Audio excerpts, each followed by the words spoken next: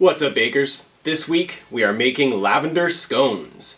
I hope you enjoy the video as much as I do making it. If you like what you see, shoot me a like and a subscribe. Otherwise, let's get to it. Alright guys, you can pause the video here to see all the ingredients necessary for this video. Let's get to it. To get started, we need a large mixing bowl, and in it goes our flour, sugar, baking powder, salt, and lavender. And finally, we will zest our lemon, and the zest of one whole lemon is just the right amount. This is crucial. It's going to give us the acidity and the brightness that we need in this recipe. We're going to mix that up really quick before we move on to the frozen butter. And we're going to grate all of our frozen butter into the bowl. Now, it's crucial that the butter is frozen. It's not a recommendation. You have to do this if you want your scones to turn out well. Now we're going to mix this with our hands until it becomes a crumbly flour butter mixture. It is time for our liquids. We're going to add our buttermilk, egg, and vanilla extract, and we will mix that up with a whisk until it becomes a homogeneous mixture. Now we need to retrieve our dry mixture. And in goes the wet on the dry, and we will mix this with our hands because this is a hands-on recipe. Keep mixing. If it seems a little too sticky, add more flour, but trust me, just mix it for 4 to 5 minutes and it should come together into a big ball. At that point, you're gonna flour your surface, if you know what I mean, and throw your dough ball on there. Press it into an 8 to 9 inch diameter disc, and then you can cut it into 8 or 10 pieces. Considering these are pretty sweet scones, like dessert scones kind of deal, smaller portions are definitely better.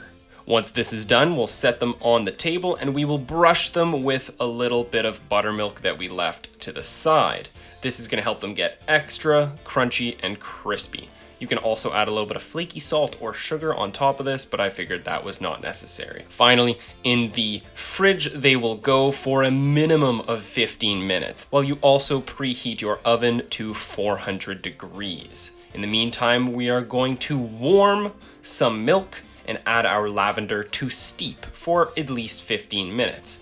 Once that's done, we're gonna pour it over a sieve so that we can remove all the lavender chunks. And now we have lavender flavored milk, to which we will let cool for at least 5 minutes before adding some lemon juice and confectioner's sugar. Give this a whisk and we have our glaze. And then we can prep our cooling rack for what is to come, which is of course the scones, and they're going into the oven for 18 to 26 minutes until golden brown, just like that. Trust me, this smells as good as it looks. Don't those just look beautiful? Next, we are going to want to add our glaze to the top of our scones while they're still slightly warm. This way it spreads evenly all over and kind of soaks in through that really nice crust.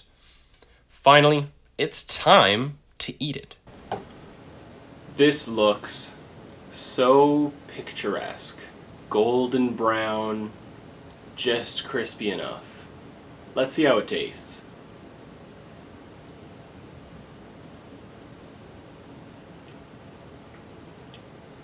Wow. Wow. That is unlike anything I've ever tasted before. There's just enough lemon to really brighten it up, but that also gives it like a really good blank canvas for the lavender flavor to come out. It's definitely worth the time it takes to make. It'll definitely be a hit if you make it, and I hope you do. If you do, let me know. Otherwise, hope you guys enjoyed. Don't forget to like and or subscribe if you can. Anyways, I'll see you guys next time.